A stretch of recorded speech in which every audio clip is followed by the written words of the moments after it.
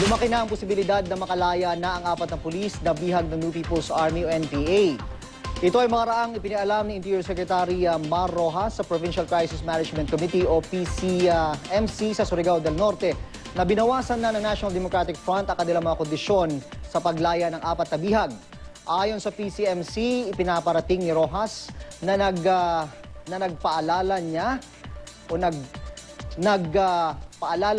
sa mga bihag. Hinihingi rin daw ng mga rebelde ang 5 araw na tigil putukan sa mga bayan ng Alegria, Bacuag, Claver, Gigakit, Placer at Tubog sa Surigao del Norte. Payag dito ang PCMC pero hindi nito isinaad kung magsisimula na agad ang ceasefire. July 10 nang sumugod ang di bababa sa 60 NPA sa Alegria Police Station at dukutin ang 4 na pulis. 2 pulis din ang napatay at 2 iba pa ang nasugatan sa pag-atake. Nakuha rin ng mga rebelde ang ilang baril at uniforme ng mga pulis.